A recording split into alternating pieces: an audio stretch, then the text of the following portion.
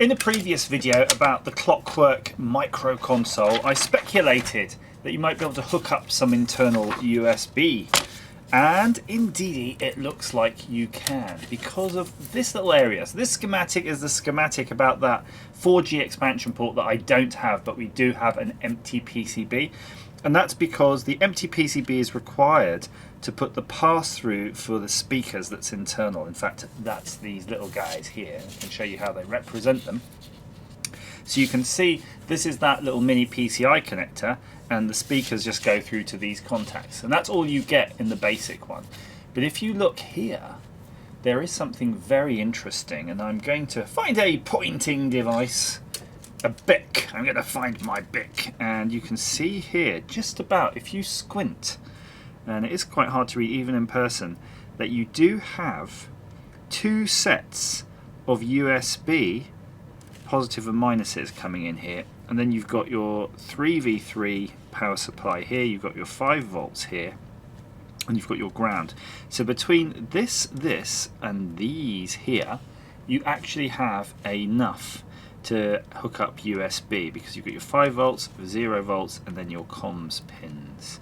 And actually only 2 of these comms pins, as far as I can tell, are hooked up to that, I'm guessing, some sort of LTE modem here. I did see them, here they are, right there. That's its USB pins, and there is actually a little conversion going in here because it's mapping the USB 3 pins to its USB pin. So they've got this little doodad here. I've never seen this actually, that's quite interesting.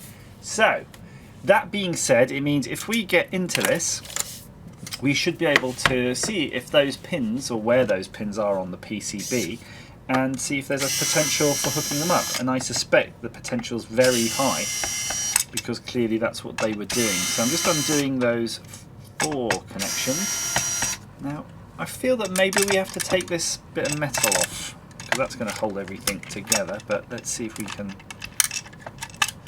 crack on without that. We can. And if you remember, I don't really want to turn it round, I've got a big blob of the heat. That heatsink material there. Now let me just put this carefully aside. I don't want to lose any screws. Damn it! They just fell out. And I'm probably going to remove me cells. Be careful when I put them back. Make sure I put them back the right way. So that's the expansion card in there. Interesting.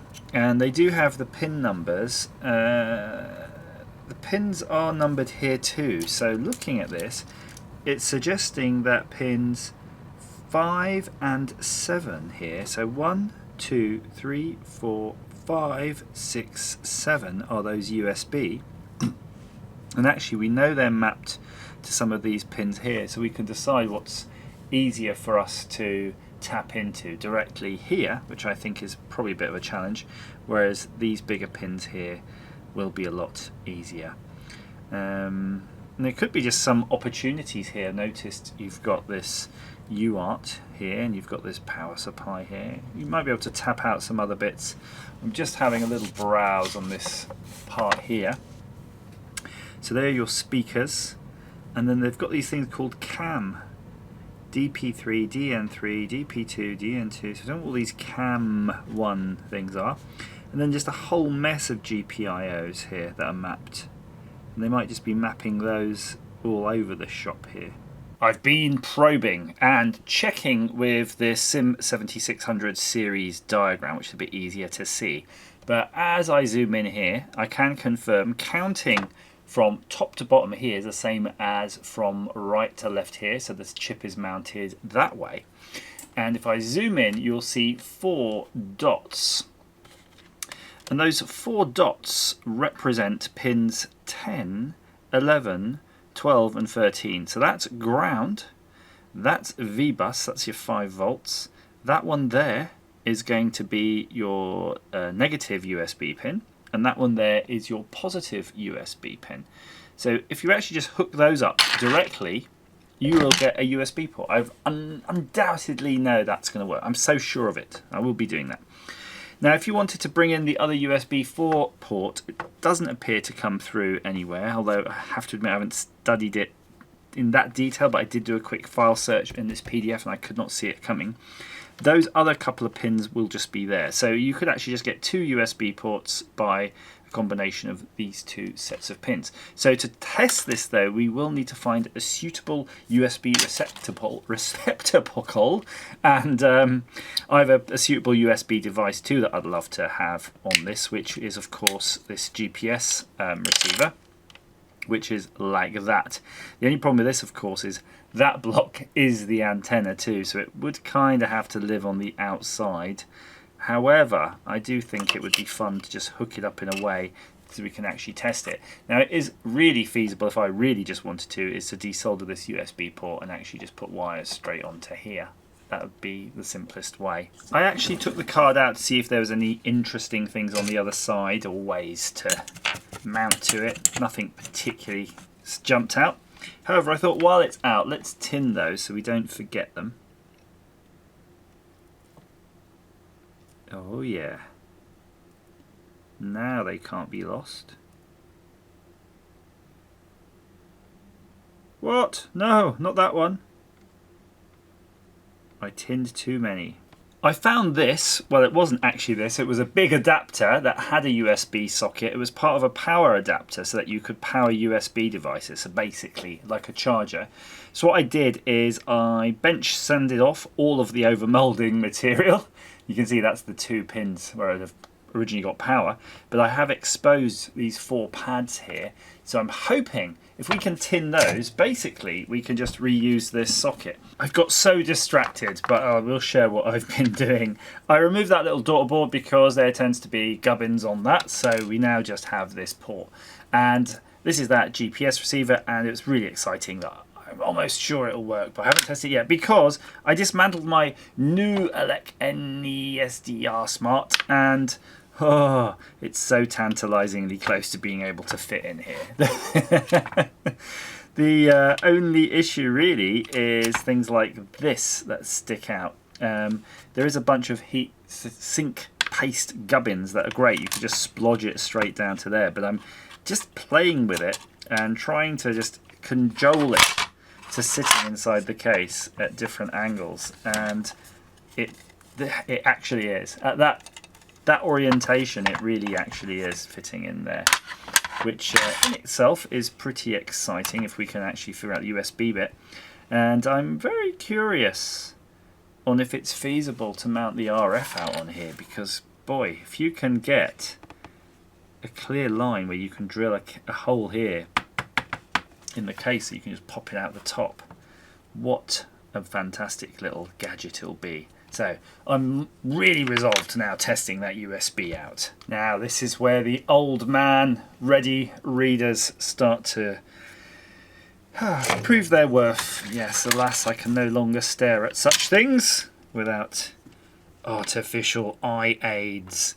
Now you can see we want to solder this ribbon cable here, but we're very much so limited about the space we have, and I think I'm going to go this way just because the red will line up with the D positive, because if I have it the other way the red will line up with the negative, and that seems strange to me.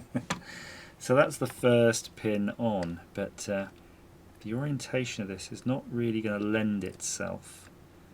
You know what, it's not bad though, I think. Ooh, one more. I think that might have got it, you know. The second pin here is looking a little bit there. That's not quite soldered. Let's see. Definitely soldered. Let's check each one in turn. That's it. That's that end done nicely. Cool. Now I didn't think it was going to be that easy, to be honest. So congratulations to me, I guess. So I'm going to be quite ginger now with this end because I don't want to rip that end up. And if everything's all working, you will be able to put some various glues down and adhesives and epoxies to make sure it stays put. And I'll show you what I do here, because look down here while I'm doing this. I would orientate it slightly better for you, but it's tricky. But this is how I prepared them. I just stripped them like that, and then I tinned them. Yep, just like so. And then once they're tinned, you can just trim them off to be all nice and even. Now we will want a bit of spacing on this side. So what you can do, if you've got a sharp knife, which I don't have right now, I've just got some nails, you can just get in there, and you can see you can just tear the ribbon apart a little bit. Oh, in fact, I am going to find a knife because I'm doing a bad job with it. In fact, there is a knife. Let's do it properly. So we're going to just do that. We're going to do that. This knife isn't particularly sharp as it turns out, but it will just about do the job. So we need to be a little bit careful here, because we've got essentially here D plus, D negative, and then we've got power and ground. So the order of these is a little bit unusual, but we're just going to go straight into it, I think. So here's our USB socket. I'm going to pop it down like so. So this pin here is actually the power pin, and the far end, of course, is the ground. So if this is the power pin, then the second pin is the D minus, and then the third pin is the D plus. So let's start with the D plus and the D minus, shall we? I'm going to just doubly tin those. Again, orientation to hold this is tricky, even trickier to hold you. Hold it to show you, but trust me, they are nicely tinned. Yeah. In fact, what if I put it, to be careful here, that way, we don't get it all mixed up, and we're going to go in with the D plus first, which is the red one. Come on. That's good. Look, that actually worked. And then we're going to go in with the D negative, which was its sidekick, if you remember, according to that diagram. This is incredibly fiddly. I suspect you might get some value out of a lump of blue tack, if you've got such a thing. Okay, so let's just put the... Nice! That actually went on even better than the first one, so I'm going to just retouch the first one. Now that we're a bit more stable. Great. There's a bit of hot glue from the overmold still there. So what was our next pins then? We went D plus, D minus, and then the next one was V bus. So that's power, which means I'm going to have to bring it over here. Now, if you're doing this yourself, of course, I would say follow your heart. Take your time. If you get worried about something, probably just stop, because it's not worth going wrong on. Now I'm going to put here V-bus, the V-bus, and what I will do, now that we're all hooked up, is before I attach any device, I've got a special USB power tester. Look at this last one's just being a bit of a jammy dodger there.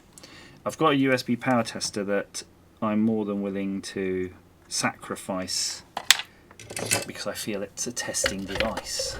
So it should really be up to the job. So let's get the batteries back in here. Hopefully it won't go all wrong. And then, well, you won't know, will you? Because I probably won't make the video if it goes that wrong, will I? Right, power on. Hopefully that will burst into life shortly. In fact, can I see the LED on it? Yes, the LED is on. So now I've got this. If I attach this to it, oh, look at that, 4.8 volts. So we do have power. Now I will knock the light off because I will show you the process a little bit after I enter my secret password 1234. You can see we've got the Linux coming up. Let me go to the kernel. Oops. DMESG. So if I type in dmessage, there's a bunch of errors there about the LAN. Something on the HDMI errors. Don't worry about that. So you might just see on your screen that last lines, right? So I'm going to now plug in the device, the GPS device. Oh, there you go. Look at that. New low-speed USB device detected, right? And if I do cat, oops, I've got to click back on here. Cat /dev / what did it join it as? Attempt power cycle. I'm not sure it's happy actually. Who knew? All it needed was having the D- and the D+, the two data lines, hooked up in the correct way, which I hadn't. I just realised an easy mnemonic type thing to remember it. Well, not a mnemonic, but if you have the VCC side, the next pin, the data pin to that will be the negative. If you're starting on the ground end, the data pin next to the ground is the positive. They're the other way round, basically. And you can see I've plugged in this device, and now I have TTY ACM1 showing. And if I do cat /dev /TTY ACM, oops, ACM1, serial data. And that serial data is GPS stuff. Now, let's exit that for a second. Oh, okay. So I'm going to now unplug that. And I'm going to plug in my new elec board and see if that gets recognized. Oh, there we go. That is my SDR now being recognized. Now you've got to remember, we haven't hooked up any electrostatic stuff. These USB ports are sans electrostatic protection, so please be a little bit careful. You don't want any, sparking coming off your jumper onto that.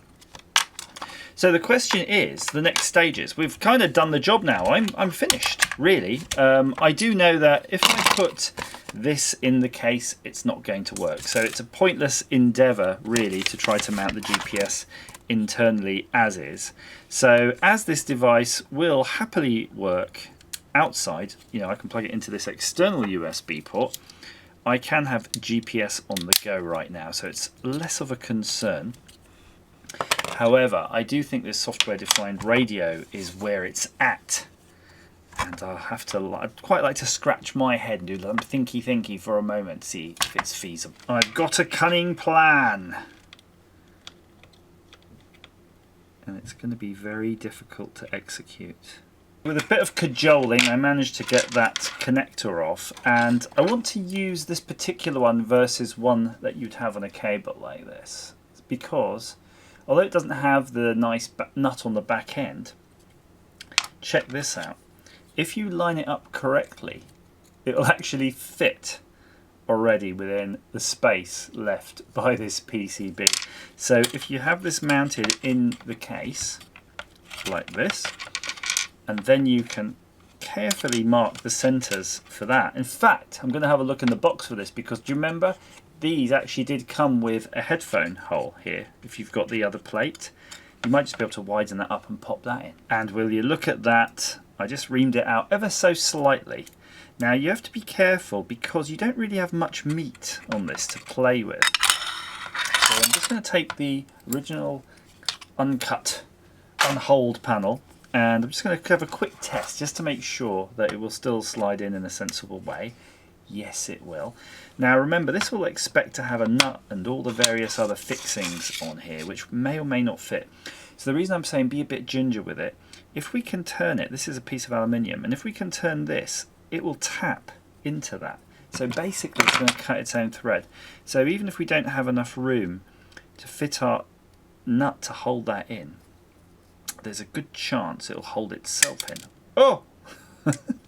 I'm down to 2. Be careful. I had to chop off the prongs to get it off that PCB, by the way, and I just snapped one off. Just you be more careful than me. How about that? And you can see, look, there we go. It did cut a thread in. And yeah, those pins aren't shorting. Just be careful when it's all done. You don't want that center pin to short. Look at that wonderful thing there. Oh, gorgeous. Although it is a little bit wobbly because it has gone a bit too far. So I'm going to wind it back a bit there. There we go. Let's see how that's going to look when it's on board. Perfect. That's absolutely perfect.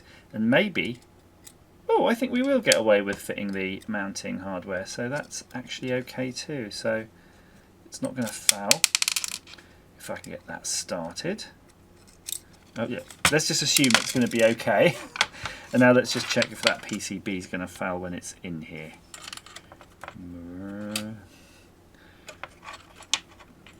Hopefully be okay, but even if it wasn't, I feel we could probably chop some of that PCB away. But it is, look there, it's sitting absolutely okay. So if we attach some wires from here, some micro coax, like so, we'll be able to get this all down this end, and then once we've got the perfect opportunity, I actually just undid that. I tightened it all up, everything. I thought, oh, why don't I just try this original one, because it'll actually be a bit longer when you're done, and that length might help you. So let's tighten this up, and I'm putting all of the hardware in so that, let's say with an antenna connected and you're putting some torque twisting that antenna on off, you don't want this to undo. So now that's giving us actually a little bit more room. Hopefully it will work. And that would slide in like that. Yeah, so that's looking better, and that's kind of handy because it's just one end to deal with. But it's whether or not this part. So I'm going to route this antenna wire down here out of the way for now. We don't have a socket on the other end, so we are going to end up having to cut it and solder it. But let's see what we would have to do. Yes, you can see this is not fitting now because there's a bit too much meat here.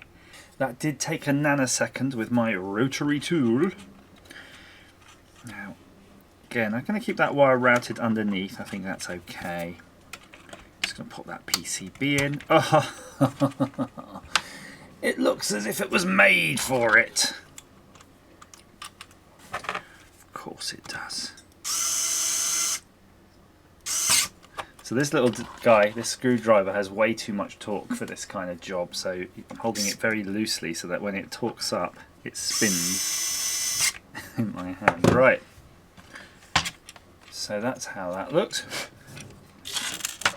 And all we have to do is mount this in here, like so, and then with this connector at the end, we'll have to solder that directly, and it's just long enough from the looks of it. Oh, my kingdom, from just a centimetre longer piece of micro coax so this thing will fit. Okay, I'm not too happy what's gone down here, because you can see I've had to just solder directly. That's fine, that wasn't my intention. So what I'm going to do now is get some of these slibbity gibbets and see if I can fashion it in such a... No, that's just going to go worse. Right. I want to fashion it in such a way, ideally, that this would be sinking heat into the chassis probably more than the rear case, because the rear case is a bit thinner, but it's fine. Let's see if we can get interference fit as that. I'm going to put the batteries in because I don't really want to open this again. In fact, before I put the batteries in, I think it would be a good idea to secure this up with some tape. My favourite being now cloth tape. It's really nice. I don't know, it just seems professional with a bit of the old cloth tape. So you can just pop on the old Amazon or similar and you will find a roll of it for next to nothing. So I'm just going to grab the antenna wire as well as that USB. So I can put them nice and neat together. I'm just going to lay that down like so. And it's only got a gentle adhesive, and you have to give it a bit of a rub to activate it really, to get it to start doing what you want it to do. But it's gentle and you know you can undo it. So batteries back in. Let's see if this will sit nicely. It does sit nice, but it's a little bit, it's not great because it's not touching the edge here. So I'm just going to push it over. I want to make sure it's sinking heat into this. I'm going to push it over to that edge and then there we go. I can feel it being a bit squashy now, a bit crushy. In fact, you can just see it there. That's better. That'll do. Ooh. Ta-da! Yes, the end result. It's actually working really well. I've got the volume off because it's on radio, but I'll put it up just for a sec. Right, so you heard that. Hopefully YouTube will allow it. You can see I have my antenna here. I'm running Cubic SDR. There are other SDR softwares available, but Cubic is just in the regular distro, so just you can plop that straight on without too much effort. It's been running for about half an hour. I'm not really detecting it getting massively hot or anything, so the chassis is pretty good at dumping heat, I should say. The original Nuelec was in this little type of enclosure, so this has got a lot more surface area than this does, so it should be absolutely fine.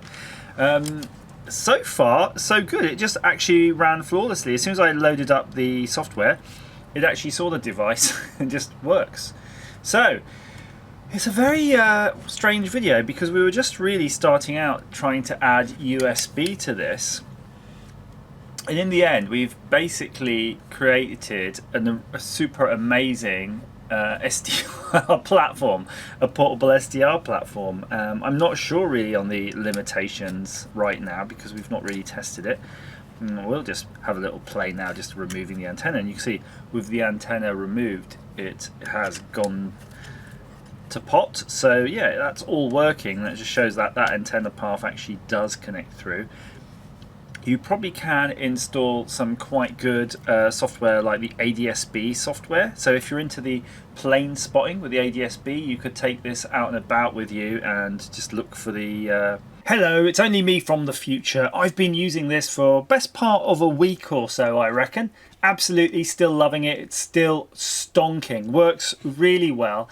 And as in the video I just mentioned ADSB, I thought I'd just show it to you working, and it works phenomenally well. You can see here I'm running dump 1090 and it's running in the background as a server. You literally just connect to it as a web page and you can see it's loaded up the map of the region, and here are all the flights it's currently tracking. I'm inside the back office, and just with this little antenna attached, I'm picking that up indoors. Absolutely great. I'm blown away totally by the sensitivity of this. It's a really great little gadget, and I'm getting more out of my new SDR than I did on the big antenna on the side of my house. So I make of that what you will. But yeah, let's get back to the main video. At the moment, I'm just playing with FM, but I really like this. I've got a big antenna on the house too, so I do sometimes run SDR Angel on my desktop PC, but maybe I might just plug this into that big antenna occasionally. I do have a Hack RF1 that allows you to transmit. Now that, of course, is a bit more tricky because it would actually have to use the secondary USB, but you could probably do some tests with that by running some measurement, you know, transmitting on one, receiving on the other, stuff like that. But all in all, very pleasing.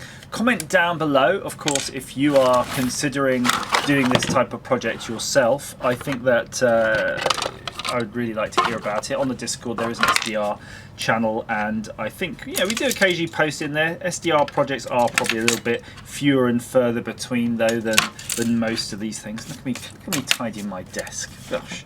And by the way, this was quite neat. If you haven't got one, someone made a 3D printable cover. So if you want to throw that in your bag, you could probably make quite a decent little package there, can't you? That's not too bad. And I'm sure there's some neater antennas than that one.